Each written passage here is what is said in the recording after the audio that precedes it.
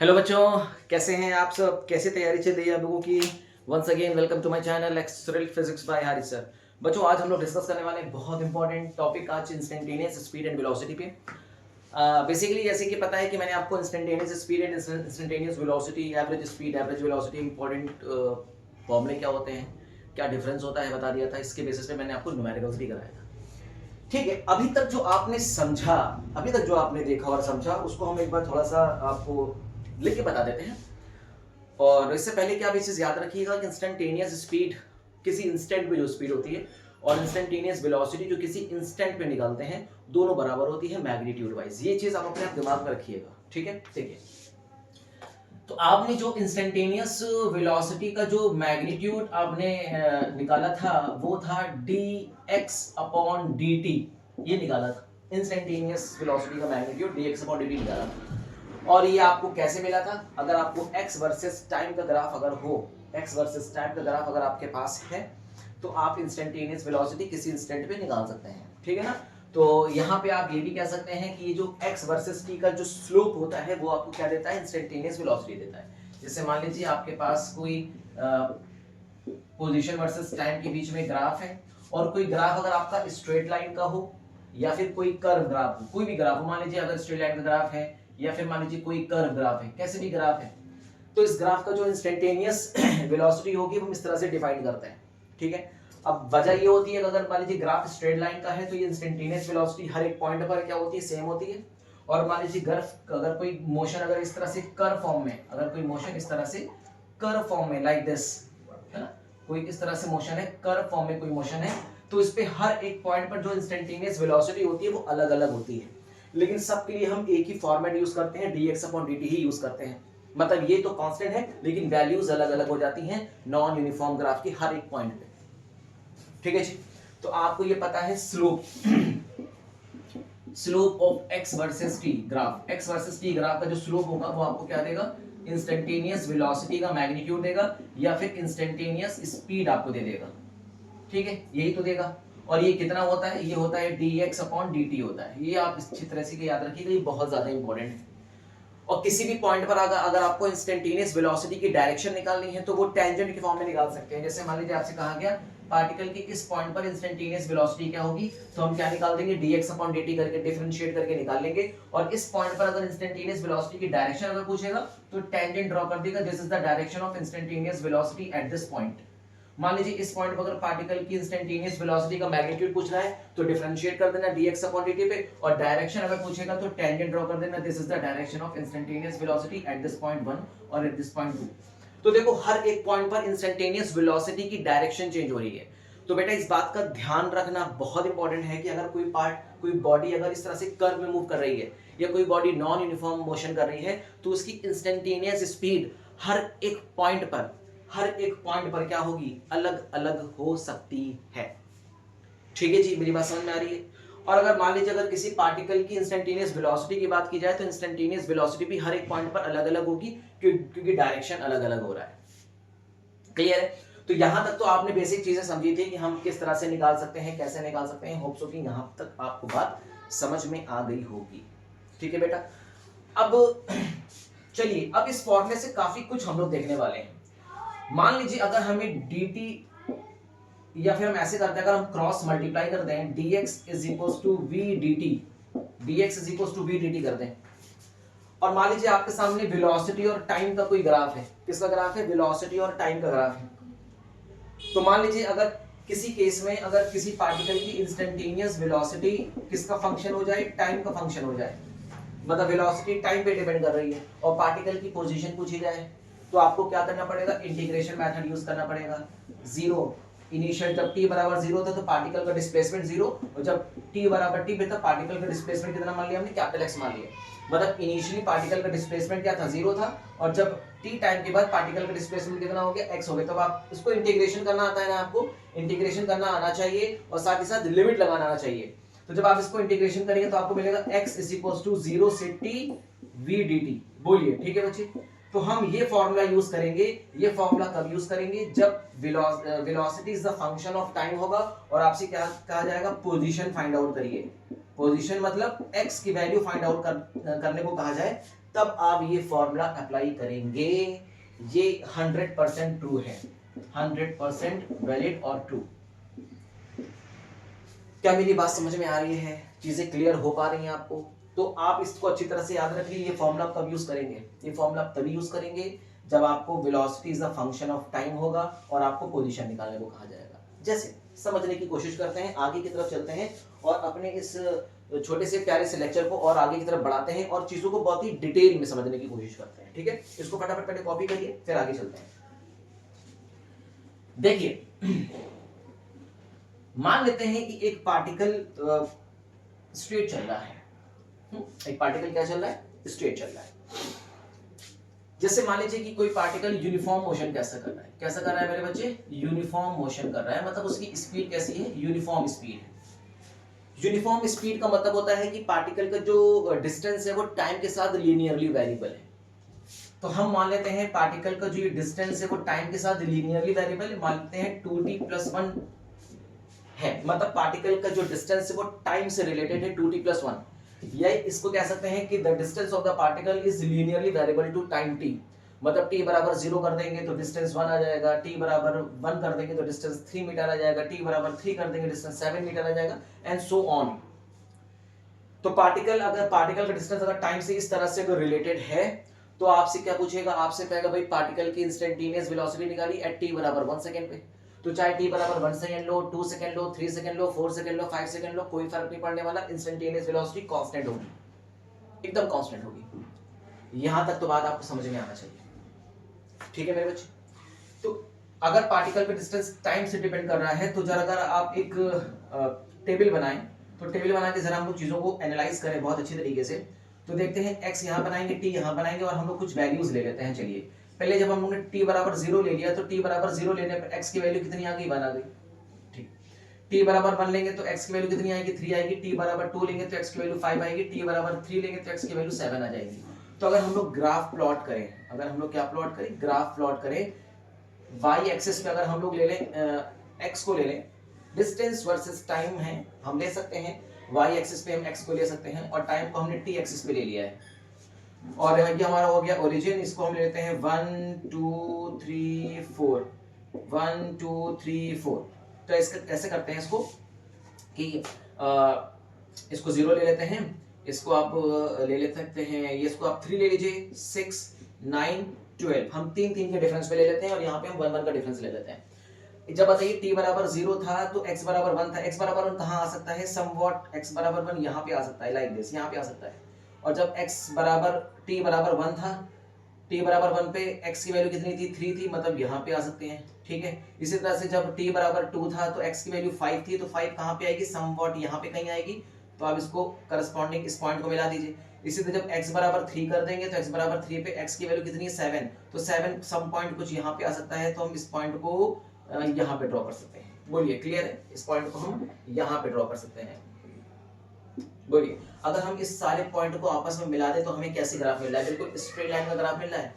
इसका मतलब कैसा मोशन है? यूनिफॉर्म मोशन है। तो याद रखिएगा, जब पार्टिकल का डिस्टेंस टाइम पे लीनियरली वेरिएबल होगा ना, और x और वर्सेस t के बीच जब आप ग्राफ प्लॉट करोगे तो एक यूनिफॉर्म ग्राफ मिलेगा। और अगर यूनिफॉर्म ग्राफ मिल रहा है तो इसका मतलब ये है कि चाहे अगर हम इस पॉइंट पर हम पैरेलल लाइन खींचें, चाहे इस पॉइंट पे खींचें, चाहे इस पॉइंट पे खींचें, देखो ये जो एंगल होगा ना वो बेटा आपस में बराबर होंगे। सारे एंगल क्या होंगे? आपस में बराबर होंगे। अगर एंगल कांस्टेंट है तो मतलब स्लोप कांस्टेंट है। आप देख रहे हो ना, थीटा क्या है यहाँ पे? कांस्टेंट है। थीटा क्या है यहाँ पे? कांस्टेंट। और थीटा कांस्टेंट होने का मतलब क्या होता है? स्लोप कांस्टेंट है। और आपको पता होना चाहिए कि डिस्टेंस वर्सेस टाइम का स्लोप आपको क्या देता है? स्पीड देता है। स्लोप कांस्टेंट, तो इसका मतलब क्या हो गया? इसकी स्पीड कांस्टेंट है। ठीक है ना, मेरी बात समझ में आ रही है? तो इसका मतलब ये जो आपको रिलेशन दिया है इसमें x वर्सेस t के बीच में, इससे पार्टिकल की स्पीड यूनिफॉर्म और कांस्टेंट स्पीड है, कोई दिक्कत नहीं है। अब अगर पार्टिकल की स्पीड अगर यूनिफॉर्म और कांस्टेंट है तो इसकी इंस्टेंटेनियस स्पीड हर पॉइंट पे क्या होगी? सेम होगी। तो आपने इंस्टेंटेनियस स्पीड इसकी निकाली थी, चलिए इसकी इंस्टेंटेनियस स्पीड निकालते हैं। फॉर्मूला होता है इंस्टेंटेनियस स्पीड का dx/dt, ये हर जगह वैलिड है, हर जगह वैलिड है। तो d/dt करेंगे, x कितना है? 2t+1, उठा के पुट कर दो, 2t+1। डिफरेंशिएट करना आता है, 1 का डिफरेंशिएशन 0 और 2t का डिफरेंशिएशन में 2 बाहर आ जाएगा, t का डिफरेंशिएशन 1, तो कितना आ गया? 2 मीटर पर सेकंड आ गया।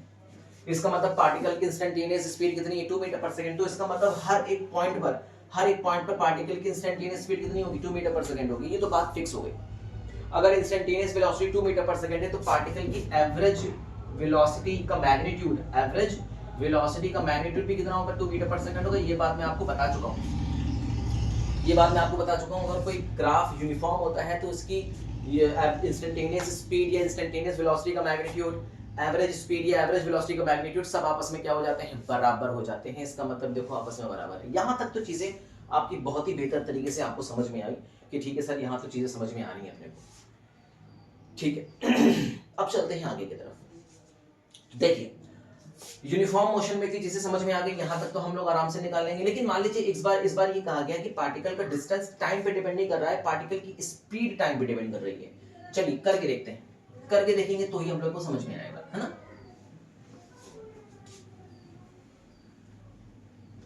इस बार आपसे ये कहा गया, देखिए क्या क्या सिचुएशन बन सकती है, क्या क्या केस बन सकता है। मान लीजिए पार्टिकल की जो स्पीड है, और स्पीड को हम लोग एस से डिनोट कर रहे हैं, पार्टिकल की स्पीड टाइम पे डिपेंड कर रही है 2t+1। इसका मतलब speed of the instantaneous speed है, मतलब eight the time of t time पर पार्टिकल की स्पीड है, is the function of time की फंक्शन है। इस बार ये दी है, इस बार ये नहीं बोला गया कि पार्टिकल का डिस्टेंस टाइम पे डिपेंड कर रहा है, पार्टिकल की स्पीड टाइम पे डिपेंड कर रही है। अच्छा, अगर पार्टिकल की स्पीड टाइम पे डिपेंड कर रही है तो मतलब हर एक टाइम पर, मतलब t की हर एक वैल्यू पे स्पीड लगातार क्या होगी, चेंज होती जाएगी। इसका मतलब स्पीड टाइम के क्या है, लीनियरली वेरिएबल है। तो चलो मेरे बच्चे, अगर मान लो अगर हम एक ग्राफ प्लॉट कर लें, अगर y एक्सिस में हम स्पीड ले लें और x एक्सिस पे अगर हम टाइम को कंसीडर कर लें, तो फिर से हम एक बढ़िया सी टेबल बनाने वाले हैं। हम लोग क्या बनाने वाले हैं, फिर से एक बढ़िया सी टेबल बनाने वाले हैं। अब अपन क्या करेंगे, हम लोग यहाँ पे ले लेंगे s, यहाँ पे ले लेंगे t, और t की अलग अलग वैल्यू पे s की अलग वैल्यू देखेंगे, मतलब t की किस किस वैल्यू पे s की कितनी कितनी वैल्यू थी, मतलब स्पीड कैसी थी, मतलब इंस्टेंटेनियस स्पीड t की किस वैल्यू पे कितनी थी। जब t बराबर 0 था तो स्पीड कितनी थी, 1 मीटर पर सेकेंड। t बराबर 2 था तो स्पीड कितनी थी, 5 मीटर पर सेकेंड। जब t बराबर 3 था तो अब स्पीड कितनी थी, 7 मीटर पर सेकेंड, एंड इस तरह से सो ऑन। जब t बराबर 1 ले लेंगे तो इसकी स्पीड कितनी होगी, 3 मीटर पर सेकेंड हो जाएगी। यहाँ तक बात समझ में आ गई। ये कौन सी स्पीड है, इंस्टेंटेनियस स्पीड है, 1 5 7 3 एंड सो ऑन, मतलब t बराबर 0 पे, 1 पे, 2 पे, 3 पे। क्या अपन प्लॉट करें इसको, चलो प्लॉट करके देखते हैं। ये तो आपका ओरिजिन हो गया, ये आपका हो गया 1 2 3 4 5, ये आपका हो जाएगा, इसको हम इक्वल डिस्टेंस पे ले लेंगे, है ना। चलिए हम लोग इसको इक्वल डिस्टेंस पे ले लेते हैं, लेट इट बी, ये हो जाता है 2 4 6 8 ले लेते हैं, 2 4 6 8 पे ले लेते हैं, मतलब 2 2 का डिस्टेंस ले लेते हैं, यहाँ पे 1 1 का डिस्टेंस ले लेंगे, तो ये आपको हो जाएगा 1 2 3 4 5। कोई कंफ्यूजन नहीं है मेरे बच्चे। जब t बराबर 0 था, जब t बराबर 0 था, मतलब t बराबर 0 यहाँ पे होगा, तो इंस्टेंटेनियस स्पीड कितनी थी, 1, मतलब इंस्टेंटेनियस स्पीड 0 2 के बीच में यहाँ पे थी। बोलो, एक पॉइंट आपको ये मिल गया, बहुत बढ़िया। जब t बराबर 1 था, t बराबर 1 सेकंड ये था, और t बराबर 1 सेकंड पे इसकी स्पीड कितनी थी, 3, तो 3 स्पीड मतलब 3 मीटर की स्पीड कहाँ पे आएगी, 2 और 4 के बीच में आएगी, तो मतलब इसके बीच में एक समवॉट यहाँ पे आएगी। जब t बराबर 1 था तो स्पीड ये आपकी ये आ गई स्पीड, एक पॉइंट ये मिल गया। तो पहला पॉइंट ये, दूसरा पॉइंट ये मिल गया। चलो t बराबर 2 पे, t बराबर 2 पे इसकी स्पीड कितनी थी, 5, और 5 कहाँ पे आएगी, 4 और 6 के बीच में आएगी। तो t बराबर 2 पे एक स्पीड आपकी ये मिल गई, यहाँ पे एक पॉइंट ये मिल गया भाई, 4 और 5 के बीच में तो स्पीड होगी ना 5 मीटर पर सेकंड। और t बराबर जब आपका 3 था तो 7 मीटर पर सेकंड थी, t बराबर 3 ये है, 7 कहाँ पे आएगा, इसके बीच में आएगा, तो t बराबर 3 करते जो 7 आपके समवॉट ये पॉइंट आपको यहाँ पे मिल जाएगा। जरा तीनों को मिलाना, सारे पॉइंट को जरा आपस में मिलाना, सारे पॉइंट्स को जरा आपस में अपन मिलाएंगे तो देखो क्या मिलेगा। देखो क्या ये एक स्ट्रेट लाइन मिल रहा है, क्या ये एक स्ट्रेट लाइन मिल रही है, एक पॉइंट ये था, एक पॉइंट ये था, एक पॉइंट ये था, और एक पॉइंट अपने पास ये था, स्ट्रेट लाइन मिल रहा है। इसका मतलब ये है कि जब पार्टिकल की स्पीड टाइम की लीनियरली वेरिएबल होती है, मैंने बताया जब एक पैरामीटर किसी दूसरे पैरामीटर के लीनियरली वेरिएबल होता है ना, तो स्ट्रेट लाइन का ग्राफ आपको मिलता है। ठीक है जी, बात समझ में आ गई। अच्छा, अब आपसे ये तो कह दिया गया कि पार्टिकल की स्पीड टाइम पे डिपेंड कर रही है, सो ऑन। इस तरह से आपने एक क्या से ग्राफ बना लिया, एक आपने स्ट्रेट ग्राफ बना लिया। अब आपसे यहाँ पे एक बात बोली जा रही है, आपसे बोला जा रहा है कि अगर पार्टिकल का डिस्टेंस इंस्टेंटेनियस स्पीड टाइम पे डिपेंड कर रही है, तो बताइए कि 0 से 3 सेकंड के बीच में इसने टोटल कितना डिस्टेंस कवर किया। तो पूछा जा रहा है distance cover by body in 0 to 3 second. 0 से 3 सेकेंड के बीच में बॉडी ने कितना डिस्टेंस कवर किया, अपने को ये निकालना है भाई साहब। बहुत आसान है, कैसे निकालेंगे? देखो हमको पता है distance cover body from time t1 से लेकर टाइम t2 तक, ये डिफाइंड है v वेलोसिटी के टर्म्स में। अगर स्पीड है तो स्पीड के टर्म्स में हम s लिखेंगे, s dt। ये अभी इससे पहले मैंने फॉर्मूला निकाला था, आपको बताया था, हम इसका यूज करेंगे। चलो इसका यूज करो फटाफट से यार, कोई दिक्कत वाली बात नहीं है, इसका यूज करते हैं अपन। स्पीड आपको पता है is a function of time है, और यहाँ पे ये भी क्या है, वेरिएबल dt है। इंटीग्रेशन करने में मजा आएगा। तो x is equal to 0 t1 से t2 तक, और t1 कितना है 0, t2 कितना है 3, और s आपके पास है 2t plus 1 times of dt। अब आप उसको इंडिविजुअल इंटीग्रेशन कर सकते हो, 0 से कहां से लेकर कहां तक, 3 तक। ये हो गया 2t dt प्लस 0 से 3 1 dt। अब आपको पता होना चाहिए इंटीग्रेशन का फॉर्मूला आपको पता ना, तो लिखा है x की पावर n dx, तो इसका इंटीग्रेशन होता है x की power n plus 1 upon n plus 1 होता है, ये आपको पता होना चाहिए। ठीक है, चलिए तो फटाफट करते हैं, 2 को बाहर करते हैं और 2t का इंटीग्रेशन हो जाएगा t स्क्वायर बाय 2, कहां से कहां तक, 0 से 3 तक, प्लस कांस्टेंट का इंटीग्रेशन कितना आ जाएगा, t आ जाएगा। याद रखिएगा, अगर यहाँ पे वेरिएबल t है तो वही वैल्यू आ जाएगी, t आ जाएगी। जैसे एग्जांपल के तौर पे मान लीजिए आपके सामने कहीं लिखा है इंटीग्रेशन dx का इंटीग्रेशन करिए, इसकी वैल्यू कितनी होती है, x। तो मतलब 0 से x तक करना है तो इसकी वैल्यू कितनी हो जाएगी, x हो जाएगी। इंटीग्रेशन करिए dy का 0 से y तक, कितना हो जाएगा, y। इंटीग्रेशन करिए 0 से 3 dt, तो कैसे हो, पहले dt का इंटीग्रेशन होता है t, और लिमिट क्या लगाएंगे, 0 से 3 लगाएंगे, तो higher limit minus lower limit, ये आ गया 3। बोलो क्लियर है क्या? तो जो भी वेरिएबल लिखा होता है उसका इंटीग्रेशन वही हो जाता है। ठीक है, इसी तरह से dt का इंटीग्रेशन कितना हो जाएगा, t हो जाएगा, कहां से कहां तक, 0 से 3 तक। सिंपलीफाई करिए 2, अब आप 2 को 2 से कैंसिल कर सकते हैं, 2 से 2 कैंसिल कर दिया मैंने, तो t स्क्वायर हो गया। एक बार हम रखेंगे t बराबर 3, तो 3 का स्क्वायर कितना होता है 9, माइनस 0 रखेंगे 0 हो जाएगा, प्लस ये हो जाएगा 3 माइनस 0 कितना हो जाएगा, 9 प्लस 3 दैट इज 12 मीटर। बोलिए जी कैसा आया, समझ में आया क्या? बहुत ही बढ़िया, बेहतरीन सर, समझ में आ गया। इसका मतलब अगर आपको speed is the function of time दिया गया है और आपसे कहा गया है स्पीड अगर फंक्शन टाइम की फंक्शन है तो पार्टिकल का डिस्टेंस निकालिए 0 से 3 सेकंड के बीच में, तो आपने 0 से 3 सेकंड के बीच में पार्टिकल का क्या निकाल दिया, डिस्टेंस निकाल दिया। किस तरह से डिस्टेंस निकाल दिया आपको समझ में आ गया, आसान है। तो देखिए एक मेथड तो हमारा ये हो गया इंटीग्रेशन मेथड, जो 100% वैलिड है, 100% क्या है, वैलिड है।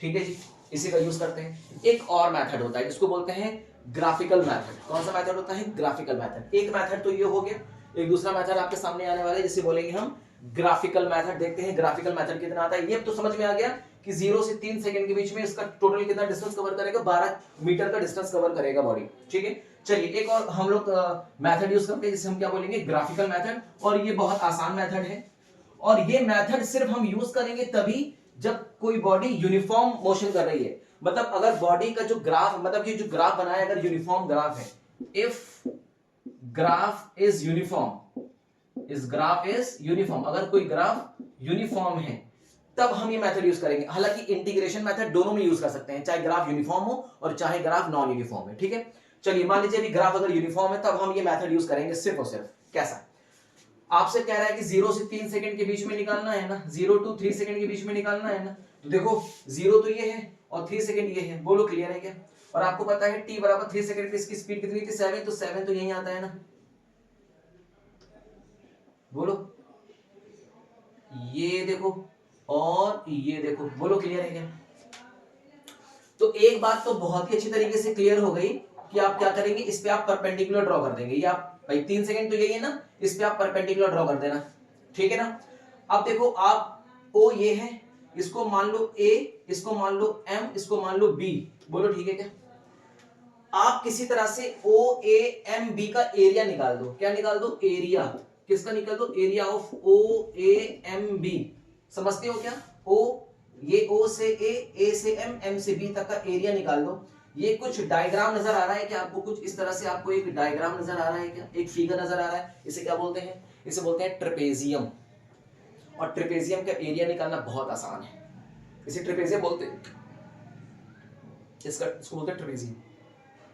तो इस ट्रेपेजियम के एरिया कैसे निकालेंगे आपको पता है, तो एरिया ऑफ OAMB मतलब होता है area of trapezium, area of trapezium, trapezium का एरिया।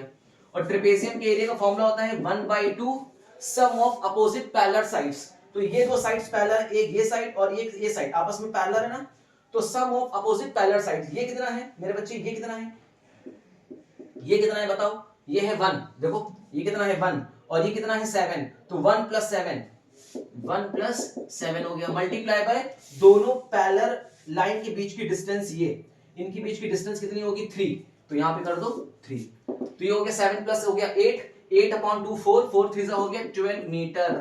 बताइए आ गया क्या, देखो 12 मीटर आ गया।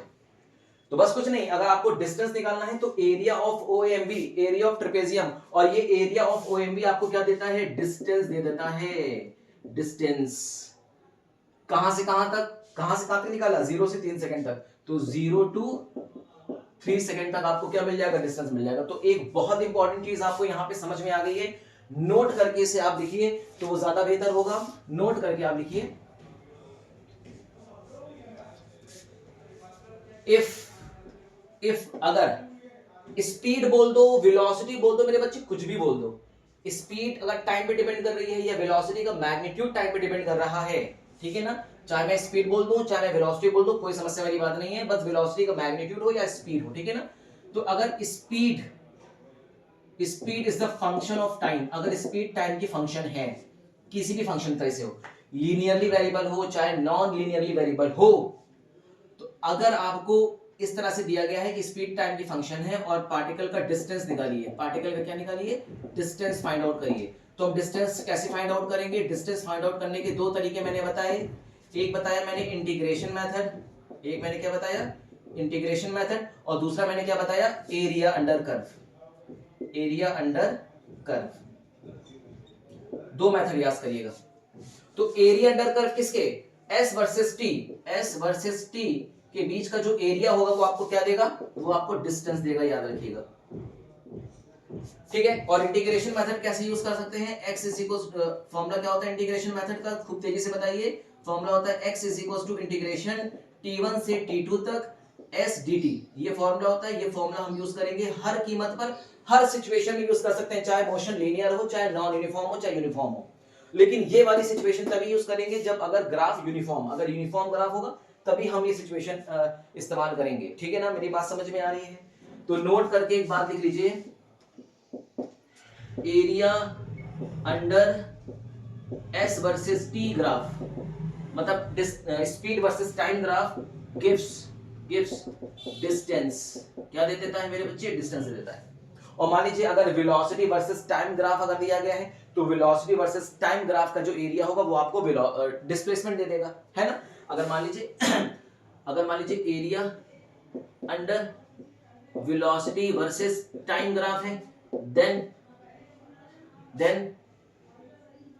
अच्छा, area under velocity time graph gives, ये आपको क्या देता है मेरे बच्चे, ये आपको देता है वेलोसिटी, सॉरी ये दे देता है डिस्प्लेसमेंट, क्या देता है, डिस्प्लेसमेंट देता है।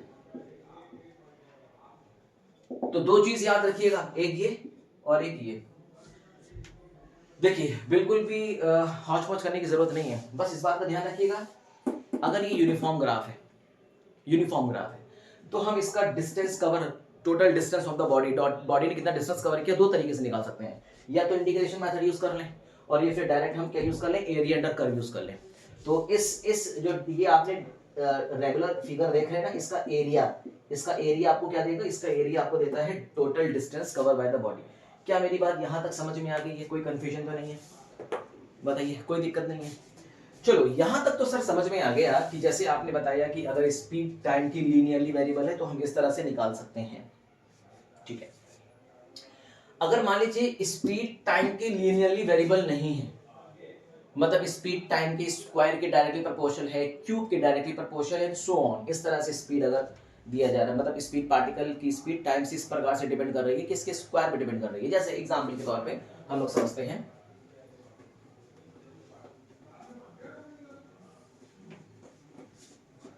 तो ये सब चीजें बहुत इंपॉर्टेंट है बेटा, इसको ध्यान से याद रखिएगा, जब मैं इसके न्यूमेरिकल्स कराऊंगा ना तब आपको इस चीज का फील होगा कि ये इतना जरूरी क्यों है, ठीक है।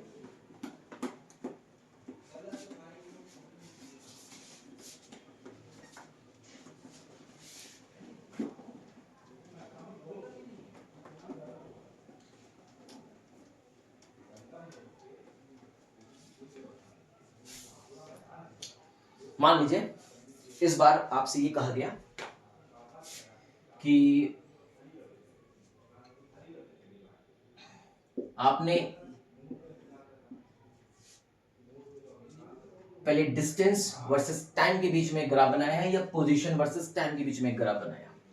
तो आपने डिस्टेंस और वर्सेस टाइम के बीच में ग्राफ बनाया और ग्राफ आपका कुछ मान लीजिए लाइक दिस, कुछ ऐसा ग्राफ था। ये कैसा ग्राफ है? नॉन यूनिफॉर्म ग्राफ है, नॉन यूनिफॉर्म ग्राफ है।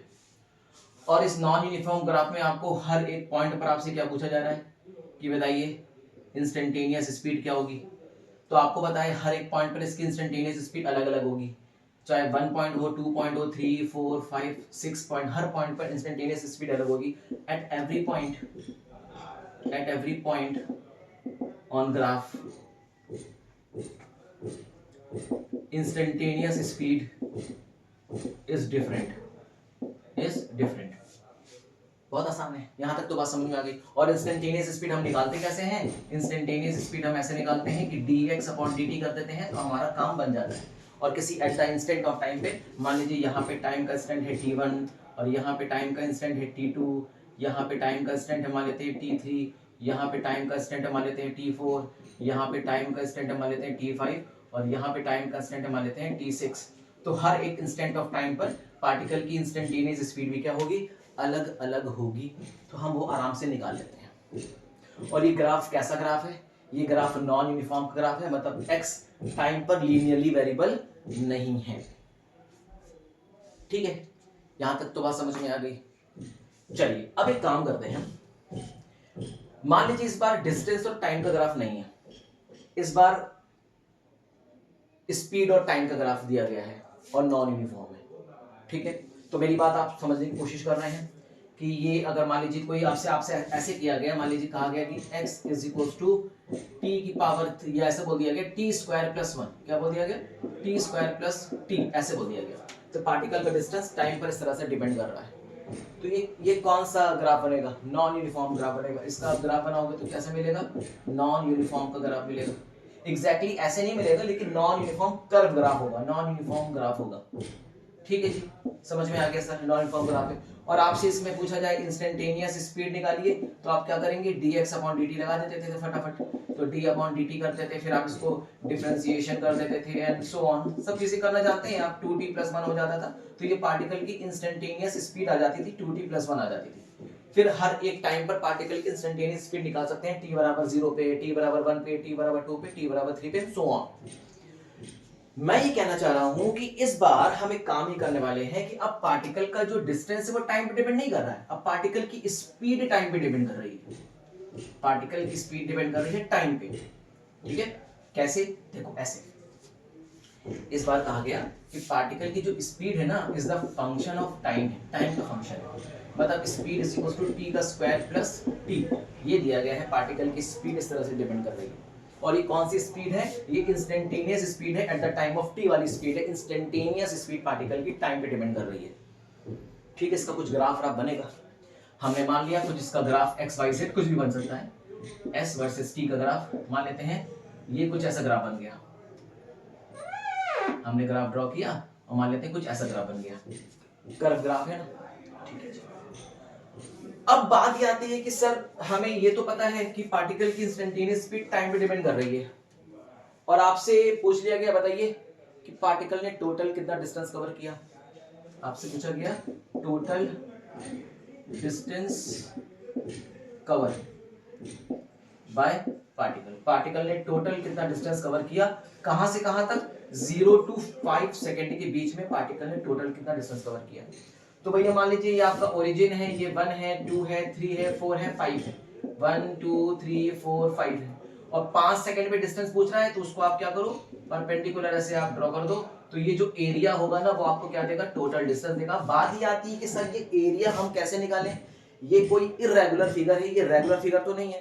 रेगुलर फिगर का मतलब हो गया जैसे स्क्वायर हो गया, रेक्टेंगल हो गया, ट्रेपेजियम हो गया, स्फीयर हो गया। तो ये सारे जो डायग्राम्स होते हैं, जो सारे फिगर्स होते हैं वो रेगुलर फिगर होते हैं, इनका एरिया हम जानते हैं। लेकिन ये जो शेप है ये इर्रेगुलर शेप है। ये कैसा शेप है? ये इर्रेगुलर शेप है, इर्रेगुलर शेप है। और अगर शेप इर्रेगुलर है और अगर शेप आपका इर्रेगुलर है तो हम इसका एरिया कैसे निकालें? भाई इसका एरिया तो हमें निकालना नहीं आता। तब इस सिचुएशन पे हम जो फॉर्मूला होता है ना, area under S versus T graph gives total distance, तो यहां पे हम वो अप्लाई नहीं कर पाएंगे क्योंकि हमें एरिया पता ही नहीं है। अब इसके लिए हम क्या करते हैं? We use integration method. We use integration method. ये जो इंटीग्रेशन मेथड है जो हर तरह के मोशन के लिए, हर तरह के ग्राफ के लिए एप्लीकेबल है। हर तरह के ग्राफ के लिए, चाहे वो यूनिफॉर्म ग्राफ हो चाहे वो नॉन यूनिफॉर्म ग्राफ हो। तो आपको पता है टोटल डिस्टेंस का फॉर्मूला होता है कहां से कहां तक? टाइम t1 से t2 तक s dt। ये फॉर्मूला आप जानते हैं, total distance of the body during journey. और ये कब लगाएंगे? जब पार्टिकल की स्पीड टाइम का फंक्शन होगी या पार्टिकल की वेलोसिटी टाइम का फंक्शन होगी, तो हम डिस्प्लेसमेंट निकाल लेंगे। मेरी बात समझ में आ रही है?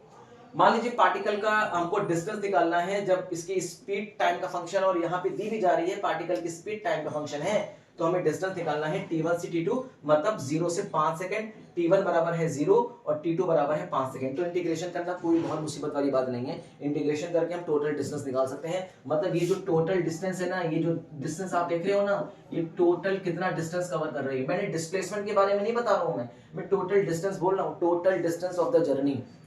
ये तो टोटल डिस्टेंस हो गया। डिस्प्लेसमेंट क्या हो जाएगा? ये हो जाएगा टोटल डिस्प्लेसमेंट। इसे बोलेंगे टोटल डिस्प्लेसमेंट।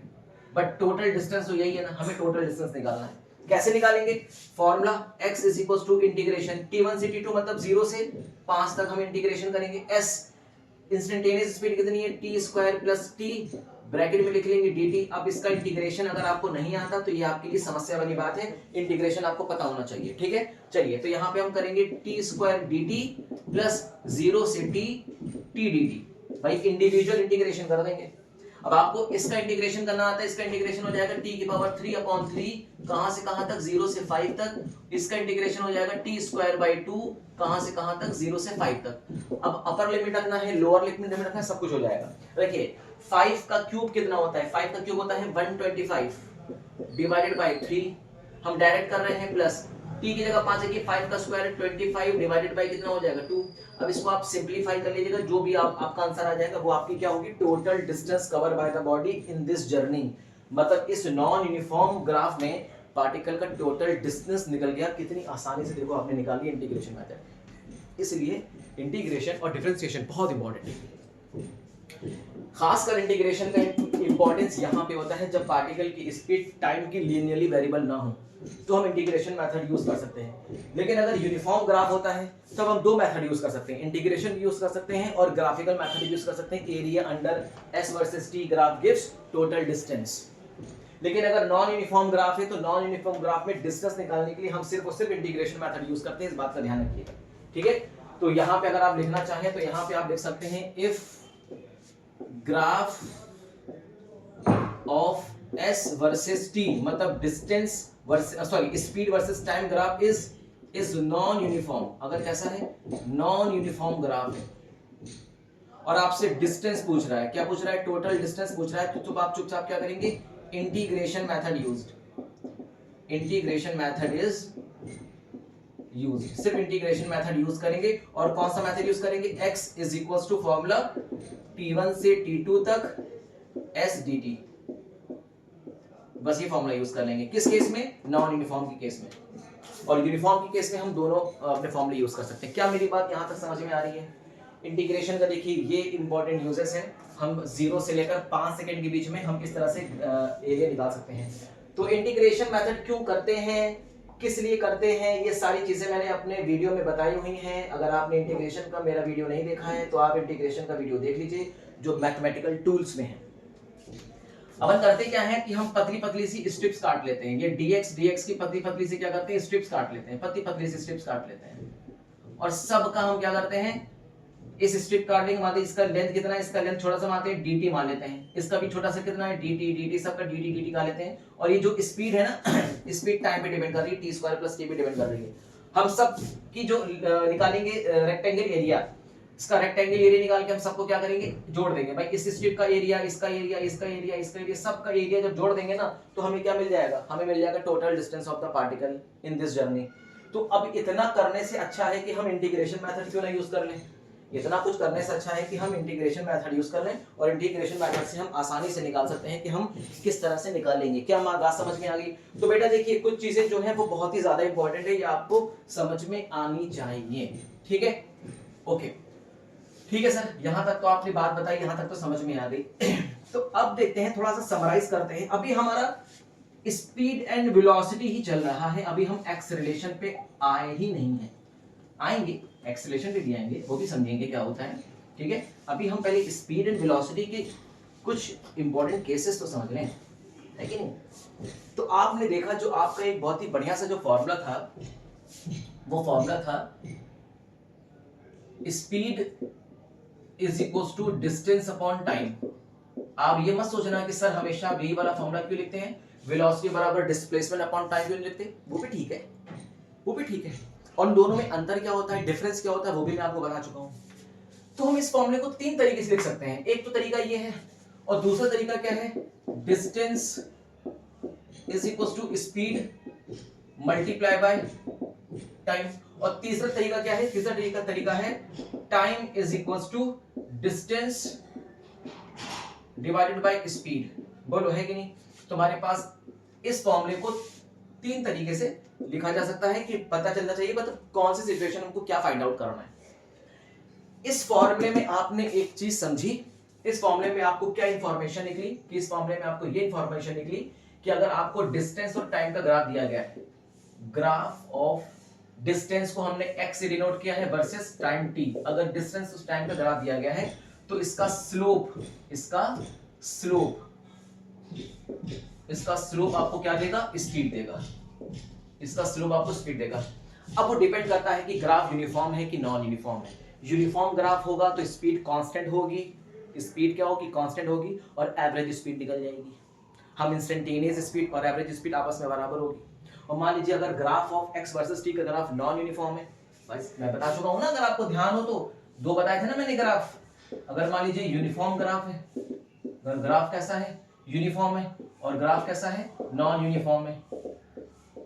मान लीजिए अगर ग्राफ यूनिफॉर्म है, like this, x versus t का ग्राफ मान लीजिए ये यूनिफॉर्म ग्राफ है, तो इस केस में जो स्लोप होता है वो क्या होता है मेरे बच्चे, कांस्टेंट होता है। और आपको पता है स्लोप क्या देता है, स्पीड, तो इसका मतलब इसकी स्पीड क्या होती है, कांस्टेंट होती है। ठीक है, बात तो समझ में आ रही है। कोई कंफ्यूजन हो तो तुरंत पूछ लेना, ठीक है, स्पीड कांस्टेंट है। अच्छा, अब यहां पे आपको पता है अगर यूनिफॉर्म ग्राफ होता है तो इसकी इंस्टेंटेनियस स्पीड, इसकी एवरेज स्पीड और इसकी यूनिफॉर्म स्पीड सब आपस में बराबर होती है, क्योंकि स्पीड कैसी है, कांस्टेंट, और कांस्टेंट का मतलब होता है यूनिफॉर्म। तो इस केस में इसकी एवरेज स्पीड बोलो, चाहे इंस्टेंटेनियस स्पीड बोलो, और चाहे यूनिफॉर्म स्पीड बोलो, सब आपस में क्या होती है, कांस्टेंट होती है। अगर इस तरह से स्ट्रेट लाइन का ग्राफ हो तो इसी को बोलते हैं यूनिफॉर्म ग्राफ। क्या बोलते हैं, यूनिफॉर्म ग्राफ बोलते हैं।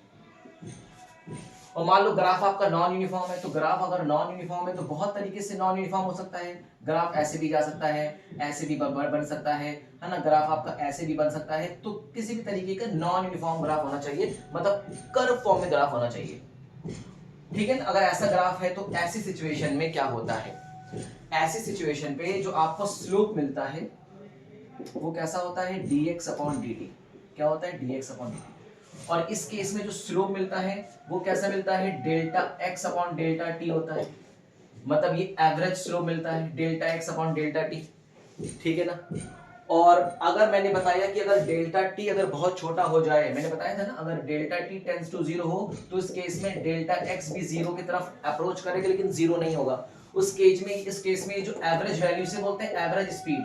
क्या बोलते हैं, एवरेज स्पीड बोलते हैं। और ये एवरेज स्पीड किस में कन्वर्ट हो जाती है, इंस्टेंटेनियस स्पीड में कन्वर्ट हो जाती है। तो इसमें स्लोप आपको क्या मिलता है, इंस्टेंटेनियस स्पीड आपको मिलती है, ये याद रखिएगा। तो बहुत इंपॉर्टेंट चीजें जो बता रहे हैं वो आप जरूर से ध्यान रखिए कि पहली बात, अगर आपका ग्राफ नॉन यूनिफॉर्म है तो इसका जो स्लोप होगा वो आपको क्या देगा, इंस्टेंटेनियस स्पीड देगा। और इंस्टेंटेनियस स्पीड का फॉर्मूला क्या होता है, dx अपॉन dt करके हम इंस्टेंटेनियस स्पीड निकालते हैं। इसका मतलब होता है x is the function of time. अगर x टाइम का फंक्शन है तो हम चुपचाप डिफरेंशिएशन करके हम इंस्टेंटेनियस स्पीड निकाल सकते हैं at the instant of time t। और इंस्टेंटेनियस स्पीड इंस्टेंटेनियस वेलोसिटी के मैग्नीट्यूड के बराबर होगा। यहां भी बात समझ में आ गई। ठीक है जी। इस ग्राफ में और इस ग्राफ में अंतर यह है कि इस ग्राफ में तो एवरेज स्पीड, इंस्टेंटेनियस स्पीड और यूनिफॉर्म स्पीड सब आपस में बराबर थी, लेकिन इस ग्राफ में क्या होता है कि जो इंस्टेंटेनियस स्पीड होती है वो हर पॉइंट पर अलग अलग होती है। Instantaneous speed is different at every point on graph. Graph के हर एक पॉइंट पर इसकी इंस्टेंटेनियस स्पीड अलग अलग होगी। और दूसरी सबसे इंपॉर्टेंट बात कि इंस्टेंटेनियस स्पीड जो होती है वो एवरेज स्पीड के इक्वल नहीं होती, is not equal to average speed in this case. मतलब नॉन यूनिफॉर्म ग्राफ के केस में एवरेज स्पीड कभी इंस्टेंटेनियस स्पीड के बराबर नहीं होगी। ठीक है, बात समझ में आ गई। लेकिन इस केस में आपस में बराबर थी, ये मेजर डिफरेंस है।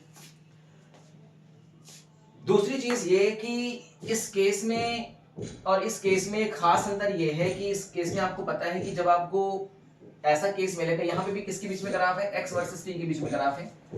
तो अगर x वर्सेस t के बीच में ग्राफ होगा तो हम डिफरेंशिएशन करके हम क्या निकाल लेंगे, इंस्टेंटेनियस स्पीड निकालते हैं, इस तरह से निकालते हैं dx अपॉन dt करके। चलिए भाई, ये सिचुएशन में हमने ये सारी चीजें पढ़ी। और मान लीजिए अगर आपको distance is equals to speed into time graph दिया गया है, तो अगर मान लीजिए अगर आपके सामने स्पीड s और टाइम का ग्राफ है, स्पीड और टाइम का ग्राफ है। अभी ग्राफ दो तरह का हो सकता है, या तो यूनिफॉर्म होगा ना, या तो नॉन यूनिफॉर्म होगा। मान लीजिए पहला कैसा कौन सा ग्राफ है, यूनिफॉर्म ग्राफ है। वैसे कौन सा ग्राफ है, यूनिफॉर्म ग्राफ है। और यूनिफॉर्म ग्राफ मान लेते हैं लाइक दिस, ये यूनिफॉर्म ग्राफ है। तो इस यूनिफॉर्म ग्राफ अगर स्पीड और टाइम का है, मतलब speed is the function of time. Speed किसकी फंक्शन है, टाइम की फंक्शन। और आपसे क्या पूछा जा रहा है, डिस्टेंस पूछा जा रहा है। तो इसके डिस्टेंस निकालने के हमारे पास दो मेथड होते हैं। एक क्या होता है, एरिया अंडर कर्व। एक क्या निकाल लेते हैं, area under curve, area under curve of s versus t। मतलब स्पीड वर्सेस t में जो एरिया निकलेगा वो हमें क्या देगा, डिस्टेंस देगा। और दूसरा हमारे पास मेथड होता है इंटीग्रेशन मेथड। इंटीग्रेशन मेथड हम दोनों यहां लगाते हैं, इंटीग्रेशन मेथड भी लगा सकते हैं। मान लीजिए कि अगर ये तो पहली सिचुएशन थी, अगर ग्राफ हमारा यूनिफॉर्म ग्राफ हुआ। मान लीजिए अगर ग्राफ हमारा नॉन यूनिफॉर्म है, नॉन यूनिफॉर्म ग्राफ है, लाइक दिस ग्राफ आपका मान लीजिए नॉन यूनिफॉर्म है, स्पीड वर्सेस टाइम का ग्राफ नॉन यूनिफॉर्म है। लेट इट बी, मान लीजिए ये ग्राफ है, ये मान लीजिए ये ग्राफ है। तो अब ऐसे सिचुएशन में आपको बातें दो चीज समझनी पड़ेंगी कि इसका जो अगर इसमें क्या है, speed is a function of time है, स्पीड टाइम का फंक्शन है। और सबसे इंपॉर्टेंट बात यह है कि पार्टिकल की जो स्पीड होगी वो पॉजिटिव होगी हमेशा। देखिए पहली बात है कि पार्टिकल की स्पीड है और स्पीड कभी नेगेटिव नहीं होती, इस बात का ध्यान रखिएगा। मतलब पार्टिकल की जो वेलोसिटी होगी ना, यहाँ पे नेगेटिव हो सकती है। क्योंकि वेलोसिटी क्यों नेगेटिव है कि पार्टिकल अपनी मेन पोजीशन पर वापस जा रहा है, और जब पार्टिकल अपनी मेन पोजीशन पर वापस जाता है तो उसकी डिस्प्लेसमेंट क्या हो जाता है, नेगेटिव की तरफ डिस्प्लेसमेंट आ जाता है। मतलब उसका जो वेलोसिटी होती है नेगेटिव होने लगती है। तो भाई पार्टिकल अपनी मेन पोजीशन पर जाएगा तो उसकी वेलोसिटी नेगेटिव होगी। खैर, हम इस बात को समझते हैं कि अगर मान लीजिए स्पीड और टाइम ग्राफ इस तरह से दिया गया है, या मान लीजिए ऐसे ना दिया जाकर मान लीजिए कुछ इस तरह से दिया गया है, मान लीजिए ऐसे कुछ दिया गया है, मान लीजिए ऐसे ना देकर मान लीजिए कुछ स्पीड वर्सेस टाइम का ग्राफ आपको कुछ मान लीजिए ऐसे दिया गया है, मान लीजिए ऐसे ना देकर स्पीड और वर्सेस टाइम का ग्राफ आपको कुछ मान लीजिए ऐसे दिया गया है। तो किसी भी तरह का नॉन यूनिफॉर्म ग्राफ अगर आपके सामने इस तरह से नजर आ रहा है और आपसे क्या जा रहा है, डिस्टेंस कवर, क्या पूछा जा रहा है, डिस्टेंस कवर, कितना डिस्टेंस कवर किया गया, तो ये निकालने के लिए आपको सिर्फ और सिर्फ एक ही मेथड यूज करना पड़ेगा, इंटीग्रेशन मेथड। कौन सा मेथड है, इंटीग्रेशन मेथड यूज करना पड़ेगा। और वो इंटीग्रेशन मेथड क्या है, वो इंटीग्रेशन मेथड है x is equals to t1 से t2 s dt। बस ये याद रखिएगा। तो पहली केस समझ में आ गया, दूसरा केस समझ में आ गया, तीसरा केस है time is equals to distance upon speed.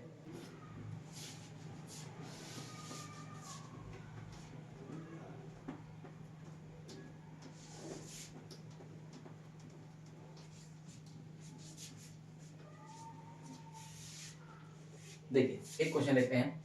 मान लीजिए आपका एक क्वेश्चन ऐसे दिया गया है,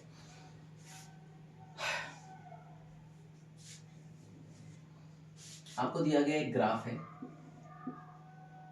s वर्सेस t, और मान लीजिए ग्राफ में कुछ वैल्यूज दे दी गई है 1 2 3 4 4 8 12 16। तो 4 8 12 16 ये हो गया 2 4 6 8, टाइम इन सेकंड में ले लिया गया है और स्पीड को हमने मीटर पर सेकंड में ले लिया गया है। और इस तरह से एक ग्राफ आपके सामने दिया गया है, लाइक ये ग्राफ दिया गया है। ये ग्राफ क्या बताता है, क्या इंडिकेट कर रहा है ग्राफ, कि टाइम तो बढ़ता जा रहा है लेकिन स्पीड कांस्टेंट है। तो ये कैसा ग्राफ है, कांस्टेंट स्पीड का ग्राफ है, कांस्टेंट स्पीड ग्राफ, ये कांस्टेंट स्पीड का ग्राफ है। और पार्टिकल की कांस्टेंट स्पीड कितनी है, 12 मीटर पर सेकेंड। और वो कांस्टेंट स्पीड कितनी है पार्टिकल की, 12 मीटर पर सेकेंड की कांस्टेंट स्पीड है। यहां तक तो चीजें समझ में आ गई आपको। आपसे कहा गया बताइए 0 से 6 सेकंड के बीच में पार्टिकल ने कितना डिस्टेंस कवर किया। आपसे पूछा जा रहा है distance cover bye particle from 0 to 6 second. तो 0 से 6 सेकंड के बीच में पार्टिकल का डिस्टेंस निकालना है, निकाल लेंगे अपन, कोई दिक्कत वाली बात नहीं है। अब स्ट्रेट लाइन का ग्राफ है और सिर्फ ग्राफ ही दिया गया है, रिलेशन नहीं दिया गया कि एस और टी में रिलेशन क्या है। और सही सी बात है, एस और टी में अगर आप रिलेशन निकालने बैठेंगे तो आप रिलेशन में अगर ध्यान रखिए, आप इसको रिलेशन निकालेंगे कैसे, क्योंकि एस तो आपका कांस्टेंट है, एस आपका क्या है, कांस्टेंट है, बोलिए है कि नहीं। तो आपको सिर्फ ग्राफ दिया गया है, रिलेशन वगैरह कुछ नहीं दिया गया कि मतलब एस टाइम पे कैसे डिपेंड कर रहा है एक्स वाई से, ये कुछ नहीं दिया गया। तो इसका मतलब क्या हुआ, हमको निकालना है डिस्टेंस। तो हम कौन सा मेथड यूज करेंगे, एरिया अंडर कर्व वाला मेथड यूज करेंगे डिस्टेंस फाइंड आउट करने के लिए। तो आपको पता होना चाहिए, अगर हम क्या करते हैं, हम इसके ऊपर ऐसे चुपचाप परपेंडिकुलर ड्रॉ कर देंगे, है ना, फिर इसका हम एरिया निकाल लेंगे। अब ये फिगर आपको कुछ नजर आ रहा है कि इसको आपने ओ ले लिया, इसको आप मान लीजिए ए बी सी, तो ये ओ ए बी सी आपको कुछ नजर आ रहा है, इज अ रेक्टेंगल, है ना। तो rectangle O A B C, O A B C का आपको क्या निकाल दो, एरिया निकाल दो। और जो भी एरिया निकालोगे वो आपको क्या दे देगा, टोटल डिस्टेंस कवर फ्रॉम ए से बी। तो हमें निकालना है टोटल डिस्टेंस कहां से कहां तक, फ्रॉम ए से बी तक का टोटल डिस्टेंस निकालना है, ए से बी तक का टोटल डिस्टेंस निकालना है। तो इसका अंदर का एरिया निकाल लो, तो आपको क्या निकाल लो, एरिया। और ये एरिया किस शेप में दिया गया है, रेक्टेंगल के फॉर्म में, area of rectangle, area of rectangle O A B C. और एरिया ऑफ रेक्टेंगल का एरिया निकाल सकते हो लेंथ इनटू ब्रेथ, मतलब लेंथ इनटू हाइट। ये हो गया 6, ये हो गया 12। तो क्या करोगे, 6 इंटू 12 करोगे, कितना हो जाएगा 72। आपने निकाला है डिस्टेंस, ये आप निकाल देना 72 मीटर। तो भैया ओ से ए से बी तक का डिस्टेंस कितना है, 72 मीटर डिस्टेंस कवर किया है। अगर सिर्फ आपको ग्राफ दिया गया है बस, और कुछ नहीं दिया गया, और आपसे कहा जा रहा है कि भाई डिस्टेंस निकालिए, आप ऐसे निकाल लेना डिस्टेंस आराम से, कोई दिक्कत वाली बात नहीं है। चलिए मान लीजिए दूसरे केस में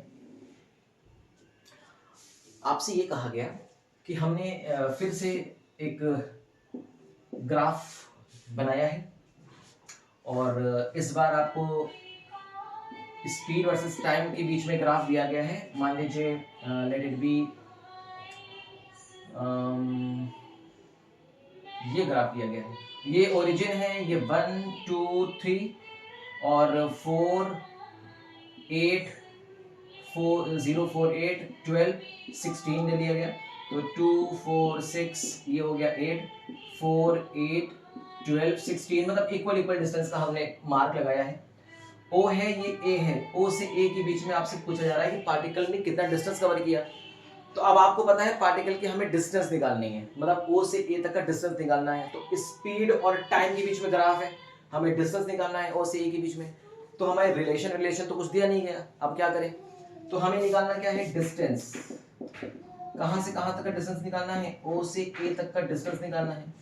और अगर ग्राफ यूनिफॉर्म है तो हम डिस्टेंस निकालने के दो मेथड होते हैं, एक तो graphical method area under curve वाला, दूसरा इंटीग्रेशन मेथड। इंटीग्रेशन मेथड इसलिए नहीं कर सकते क्योंकि हमें रिलेशन नहीं पता कि एस और टी के बीच में रिलेशन क्या है, पता नहीं है हमें। वैसे हम तो कौन सा मेथड यूज करेंगे, एरिया अंडर कर्व वाला मेथड यूज करेंगे। तो भाई देख लीजिए, तो आप क्या निकालेंगे, डिस्टेंस ओ से बी डिस्टेंस कैसे निकलेगा, area under S versus T graph, मतलब स्पीड वर्सेस टाइम ग्राफ का जो एरिया होगा वो हमें क्या देगा, स्पीड। और एरिया निकालने के लिए हम क्या करते हैं, परपेंडिकुलर ऐसे ड्रॉ करते हैं और इसके अंदर का ये जो एरिया है वो एरिया निकाल लो। ये कैसे नजर आ रहा है, ये ओ ए एम एक राइट एंगल ट्रायंगल नजर आ रहा है। तो area under S versus time graph, और एरिया का कौन सा ग्राफ बन रहा है, area of rectangle, area of triangle, area of triangle O A M, ये एम है याद रखिएगा, ये क्या है, एम है।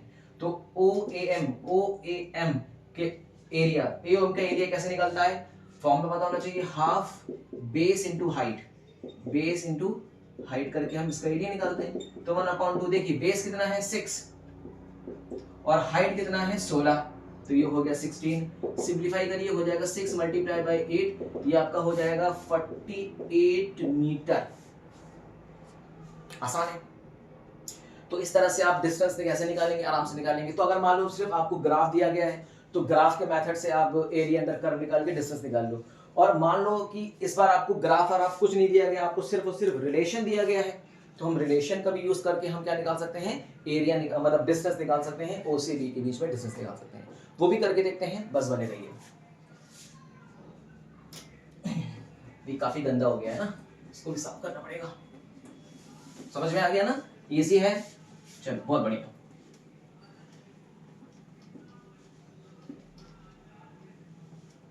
देखो मान लो आपसे कहा गया कि पार्टिकल की speed is the function of time है, पार्टिकल की स्पीड टाइम की फंक्शन है। किस तरह से डिपेंड कर रही है, s is equal to 4t plus 3, इस तरह से डिपेंड कर रही है। पार्टिकल की स्पीड टाइम में डिपेंड कर रही है। ये पार्टिकल की इंस्टेंटेनियस स्पीड है eight the time of t पे। आपसे कह रहा है कि फाइंड डिस्टेंस, अब आपको डिस्टेंस निकालना है। अब जब आपको रिलेशन देगा ना तो आपको टाइम का इंटरवल दे देगा कि किस टाइम से किस टाइम के बीच में आपको डिस्टेंस निकालना है। तो डिस्टेंस निकालना है कहां से कहां तक, फ्रॉम t बराबर 1 सेकेंड टू t बराबर 3 सेकेंड, t बराबर 1 सेकेंड से t बराबर 3 सेकेंड के बीच में डिस्टेंस फाइंड आउट करिए। तो मुझे पता है कि हमें रिलेशन दिया है और हमें डिस्टेंस पूछ रहा है, तो हम अब एरिया अंडर कर्व कैसे निकालें, क्योंकि हमारे पास ग्राफ तो है नहीं।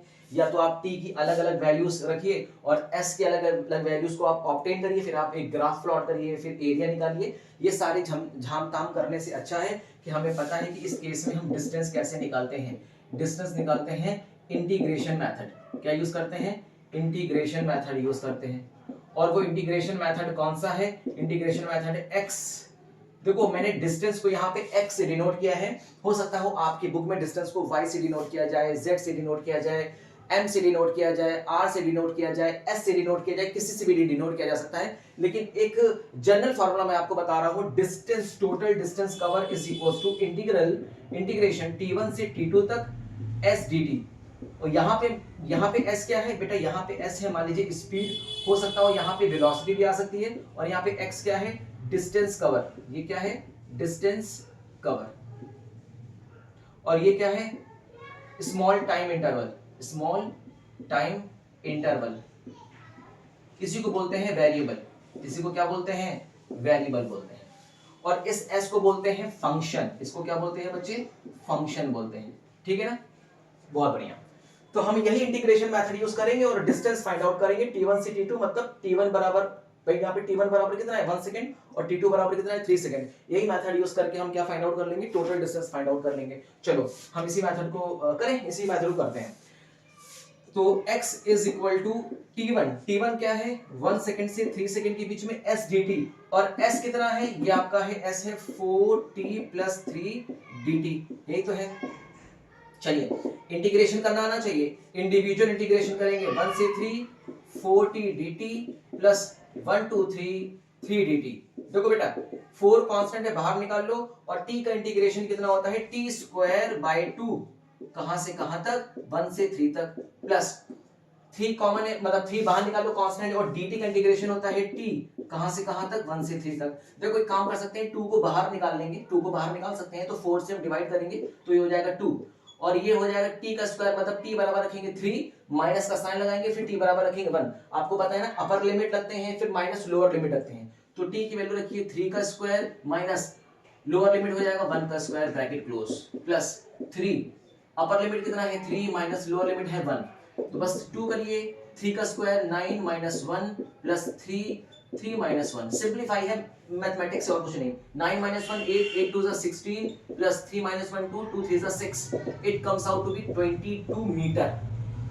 कितना आ गया भैया, 22 मीटर आ गया। इसका मतलब ये हो गया कि अगर स्पीड टाइम का फंक्शन है और हमें टोटल डिस्टेंस निकालना है t बराबर 1 सेकंड से t बराबर 3 सेकंड के बीच में, so total distance from 1 second to 3 second become 22 metre. कितनी आसानी से आपने निकाल लिया। होप सो कि यहाँ पे आपको समझ में आ गया होगा। एक बात समझिए, ये ग्राफ कैसा है, ग्राफ कैसा है, यूनिफॉर्म ग्राफ है। ये ग्राफ कैसा बनेगा, इसमें ग्राफ कैसा बनेगा, यूनिफॉर्म ग्राफ बनेगा, है ना, यूनिफॉर्म ग्राफ बनेगा। और आपको पता है अगर यूनिफॉर्म ग्राफ होता है तो उस केस में इंस्टेंटेनियस स्पीड या डिस्टेंस डिस्प्लेसमेंट के बराबर होता है। तो डिस्टेंस, जो भी आपने डिस्टेंस निकाला है 22 मीटर, वो क्या होगा, डिस्प्लेसमेंट का मैग्नीट्यूड के बराबर होगा, डिस्प्लेसमेंट मैग्नीट्यूड के बराबर होगा, मैग्नीट्यूड के बराबर होगा। ठीक है, बात समझ में आ गई। तो होप सो कि यहां तक आपको चीजें बहुत ही बेहतर तरीके से समझ में आ गई होंगी। ठीक है, अब मान लीजिए आपको अगर रिलेशन इस तरह से लीनियरली वेरिएबल वाला रिलेशन नहीं दिया गया है, मान लीजिए ये नॉन लीनियरली वेरिएबल वाला रिलेशन दिया गया है जिसमें स्पीड टाइम पे डिपेंड कर रही है, अलग तरीके से डिपेंड कर सकती है। चलिए करके देखते हैं।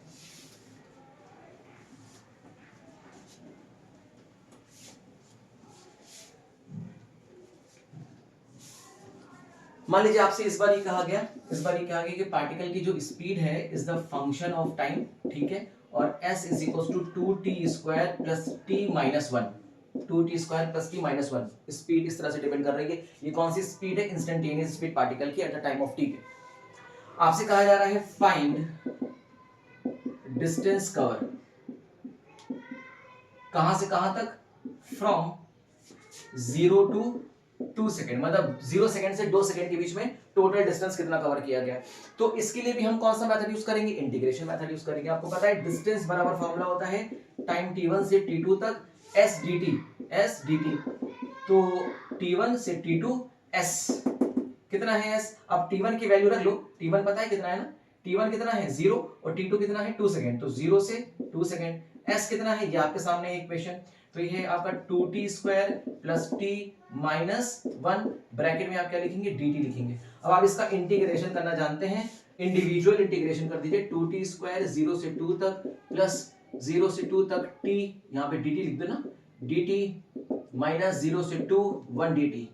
अब आपको इसको इंटीग्रेशन करना पड़ेगा, ठीक है ना। तो 2 को आप बाहर कर लो और t स्क्वायर का इंटीग्रेशन हो जाएगा t की पावर 3 अपॉन 3, ब्रैकेट क्लोज, 0 से 2 कर देंगे, प्लस t का इंटीग्रेशन होता है t square by 2, bracket close, 0 से t, माइनस का साइन लगाएंगे। आप ये सोच रहे होगे ना कि सर ये कौन सा इंटीग्रेशन, इसको बोलते हैं लिमिट इंटीग्रेशन। एक होता है डेफिनिट इंटीग्रेशन, एक होता है इनडेफिनिट इंटीग्रेशन, है ना, एक होता है डेफिनिट इंटीग्रेशन, एक होता है इनडेफिनिट इंटीग्रेशन। तो याद रखिएगा ये बहुत इंपॉर्टेंट इंटीग्रेशन है, ये अक्सर बहुत कुछ पूछा जाता है एग्जाम में, ठीक है। तो चलें, ये डेफिनिट इंटीग्रल में आता है, ठीक है ना। अच्छा 1 dt का इंटीग्रेशन कितना होता है t, और लिमिट कहां से कहां तक लगाएंगे, 0 से 2 तक लगाएंगे। इसको आप सिंपलीफाई कर लीजिए। अब 2 को बाहर करेंगे, 3 को भी बाहर कर देंगे, तो पहले रखेंगे 2 2 2 4 4 2 8 माइनस 0, मैं डायरेक्ट कर रहा हूं, ठीक है ना। t की जगह रखेंगे t, 2 2 2 का स्क्वायर 4 माइनस 0 माइनस 2 माइनस 0। अब इसको सिंपलीफाई कर लो, ये आपका हो जाएगा 16 डिवाइडेड बाय 3 प्लस 4 बाई 2 2 हो जाएगा, माइनस 2 हो जाएगा, ये कैंसिल आउट हो जाएगा, तो 16 अपॉन 3 मीटर का डिस्टेंस कवर करेगी बॉडी इस केस में। तो अगर पार्टिकल की स्पीड टाइम का फंक्शन है और 0 से 2 सेकंड के बीच में टोटल डिस्टेंस निकाला जा रहा है, तो कैसे निकाल देंगे, 16 by 3 metre is the total distance cover by the particle in this journey. Clear हो गया जी। और ये ग्राफ कैसा मिलेगा, नॉन यूनिफॉर्म ग्राफ है। और अगर ये नॉन यूनिफॉर्म ग्राफ है तो अब ये जो आपने डिस्टेंस निकाला है ना, अभी ये जो आपने डिस्टेंस निकाला है वो डिस्प्लेसमेंट के मैग्नीट्यूड के बराबर नहीं है, डिस्प्लेसमेंट के मैग्नीट्यूड के बराबर नहीं होगा। डिस्टेंस अलग आएगा, डिस्प्लेसमेंट अलग आएगा, ठीक है जी। तो हो सकता हो यहां तक आपको बात समझ में आ गई होगी। डिफरेंट टाइप के क्वेश्चंस भी हम लोगों ने सिंपलीफाई सॉल्व किए, अच्छी तरीके से बात को समझ लिया हम लोगों ने। अब इसके बाद हम लोग डिस्कस करने वाले हैं एक और क्वेश्चन, हम आपके सामने अभी चलिए डिस्कस कर लेते हैं। बिल्कुल बढ़िया तरीके से क्वेश्चन डिस्कस करते हैं मैक्सिमा और मिनिमा का। आपको बहुत अच्छी तरीके से कॉन्सेप्ट समझ में आ जाएगा मैक्सिमा और मिनिमा का, बने नहीं है बस।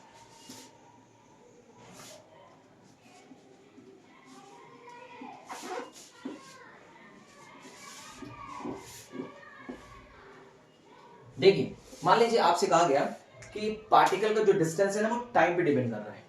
पार्टिकल का distance x is the function of time, time का फंक्शन है, ठीक है। और आपको कहा गया x इज इक्वल टू है 4t square plus 2t minus 1। इस तरह से आपको एक रिलेशन दिया गया है डिस्टेंस वर्सेस टाइम के बीच में। आपसे कह रहा है कि आप मुझे बताइए कि x की किस वैल्यू पे फंक्शन मैक्सिमा होगा, x की किस वैल्यू पे फंक्शन मैक्सिमा होगा और x की किस वैल्यू पे फंक्शन मिनिमा होगा। तो पूछा जाएगा कि x की किस वैल्यू पे फंक्शन मैक्सिमा या मिनिमा होगा, या ऐसे पूछा जाएगा कि ये ग्राफ मैक्सिमा या मिनिमा x की किस वैल्यू पे होगा। तो eight which value of x function is, या तो मैक्सिमा होगा या फिर मिनिमा होगा, ये आपसे पूछा जा रहा है। और x की वैल्यू किस वैल्यू पे फंक्शन मैक्सिमा मिनिमा होगा, और आपको क्या निकालना है, and also find corresponding value of y की करस्पॉन्डिंग वैल्यू भी बताइए कि x की इस वैल्यू पे अगर फंक्शन मैक्सिमा या मिनिमा है तो उस मैक्सिमा या मिनिमा फंक्शन पे y की वैल्यू क्या आ रही है। एग्जाम्पल के तौर पे जैसे मान लीजिए आपसे मैंने कहा कि आपके सामने ये पार्टिकल के डिस्टेंस और टाइम के बीच में ग्राफ है और ये ग्राफ कुछ इस तरह से जा रहा है मान लीजिए। तो आपको पता है कि इस पॉइंट पर फंक्शन क्या होगा, मैक्सिमा होगा, और इस पॉइंट पर फंक्शन क्या होगा, मिनिमा होगा। और आपको मैंने बताया था कि ये मैक्सिमा का पॉइंट है और ये मिनिमा का पॉइंट है, और दोनों पॉइंट के केस में चाहे फंक्शन मैक्सिमा हो चाहे फंक्शन मिनिमा हो तो dx अपॉन dt क्या होता है, हमेशा जीरो होगा। यहाँ पे भी dx अपॉन dt क्या होगा, जीरो होगा, मतलब इनका जो फर्स्ट डेरिवेटिव होगा वो जीरो होगा। तो हमें पता चल गया कि भाई टाइम, मान लीजिए ये t1 टाइम पे फंक्शन ये है मैक्सिमा और t2 टाइम पे फंक्शन कैसा है, मिनिमा। तो ये t1 टाइम पे फंक्शन कैसा है, मैक्सिमा। तो इस मैक्सिमा वैल्यू की x1 वैल्यू निकालना है कि किस टाइम पर फंक्शन मैक्सिमा होगा, और अगर फंक्शन मैक्सिमा होगा तो करस्पॉन्डिंग x1 की वैल्यू कितनी होगी। और t2 टाइम पर फंक्शन अगर मिनिमा है तो उसकी करस्पॉन्डिंग x, ये इसे आप मान लीजिए x2 और इसे आप मान लीजिए x1, ठीक है। तो t1 पे फंक्शन क्या है, मैक्सिमा, तो इसकी मान लीजिए इसको आप x1 ही लीजिए क्योंकि करस्पॉन्डिंग x1 है, x1 ले लीजिए और इसको आप x2 ले लीजिए। तो देखो फंक्शन t1 पे क्या था, मैक्सिमा, और करस्पॉन्डिंग x1 की वैल्यू पूछेगा, और t2 टाइम पे फंक्शन कैसा है, मिनिमा, और करस्पॉन्डिंग x2 की वैल्यू पूछेगा। तो यहाँ पे आपको क्या पूछ सकता है कि करस्पॉन्डिंग कोऑर्डिनेट्स पूछा जा सकता है कि मैक्सिमा और मिनिमा का करस्पॉन्डिंग कोऑर्डिनेट्स क्या होगा। तो निकालते हैं, वही चीज करने जा रहे हैं हम लोग, बहुत ध्यान देखिएगा। तो फंक्शन का मैक्सिमा होना या मिनिमा होने के लिए फॉर मैक्सिमा और मिनिमा, फंक्शन चाहे मैक्सिमा हो और फंक्शन चाहे मिनिमा हो, दोनों केस में आपको पता होना चाहिए इसका differentiation with respect to time क्या होना चाहिए, जीरो। हमें सबसे पहले क्या करना पड़ेगा, dx अपॉन dt बराबर जीरो करना पड़ेगा। तो पहले इसको टाइम के रिस्पेक्ट में डिफरेंशिएट करो, तो इसको डिफरेंशिएट करेंगे d अपॉन dt, और यहाँ पे x कितना लिखा है, 4t square plus 2t minus 1 is equal to 0। जरा इसको आप डिफरेंशिएट करो, हो जाएगा 8t plus 2 is equal to 0, ठीक है। यहाँ पे आप काम करो, इसको आप माइनस कर लो, इसको आप क्या ले लो, माइनस ले लो, क्योंकि टाइम कभी माइनस में नहीं होता ना, दैट्स द रीजन, ठीक है। ये तो मैंने क्वेश्चन बनाया है ना, ठीक है। अब इसको माइनस ए फंक्शन ले लो। अच्छा देखो, 1 का डिफरेंशिएशन 0 होता है, t का डिफरेंशिएशन 1 हो गया, तो ये आपको बात समझ में आ गया। यहां से आप t की वैल्यू निकाल सकते हो, t कितना आ जाएगा, 1/4 आ जाएगा। कितना आ जाएगा, 1/4 सेकंड आ जाएगा। इसका मतलब हो गया t बराबर 1/4 सेकंड पे फंक्शन या तो मैक्सिमा होगा या तो मिनिमा होगा। भाई t की इस वैल्यू पे फंक्शन हो सकता हो मिनिमा हो और हो सकता हो मैक्सिमा हो। अब फंक्शन मैक्सिमा होगा या मिनिमा होगा, हम ये कैसे पता करेंगे, हमें ये तो देखो dx अपॉन dt बराबर 0 करने से हमें ये पता चलता है कि t की किस वैल्यू पे फंक्शन मैक्सिमा या मिनिमा होगा। तो हमने t तो निकाल लिया कि t की इस वैल्यू पे फंक्शन मैक्सिमा होगा या मिनिमा होगा। चलो अब हम निकालते हैं फॉर मैक्सिमा और मिनिमा। फॉर मैक्सिमा या मिनिमा, अगर कोई फंक्शन मैक्सिमा या मिनिमा है तो इसके लिए हमें क्या निकालना पड़ेगा, सेकंड, इसको बोलते हैं फर्स्ट डेरिवेटिव। इसे क्या बोलते हैं बेटा, फर्स्ट डेरिवेटिव, इसको x डैश बोलते हैं। तो याद रखना x डैश का मतलब होता है dx अपॉन dt। क्या होता है, dx अपॉन dt होता है, इसको बोलते हैं फर्स्ट डेरिवेटिव, फर्स्ट डेरिवेटिव बोलते हैं। जब इसको दोबारा डिफरेंशिएट करेंगे तो उसको बोलते हैं x डबल डैश, इसको बोलते हैं d square x upon dt square, इसको बोलते हैं सेकंड डेरिवेटिव। इसको क्या बोलेंगे, सेकंड डेरिवेटिव बोलेंगे, ठीक है। तो मैक्सिमा और मिनिमा पता करने के लिए हमें क्या करना पड़ेगा, इसको 2 बार डिफरेंशिएट करना पड़ेगा। तो एक बार तो आपने डिफरेंशिएट किया, ये आपने एक बार डिफरेंशिएट किया ना, तो आपकी x डैश की वैल्यू कितनी आ गई, जब आपने एक बार डिफरेंशिएट किया इसकी वैल्यू कितनी आ गई, 8t माइनस 2 आ गई। भाई पहली बार में डिफरेंशिएशन में कितनी तो वैल्यू आई थी, ठीक है। हम जब इसको दोबारा डिफरेंशिएट करेंगे dx डैश अपॉन dt करेंगे, जिसको हम किस नाम से जानते हैं, x डबल डैश बोलते हैं, तो इसको फिर से डिफरेंशिएट करो तो आ जाएगा 8 आ गया। इसका मतलब डबल डिफरेंशिएशन किया तो कितना आ गया, 8 आ गया। बोलो है कि नहीं।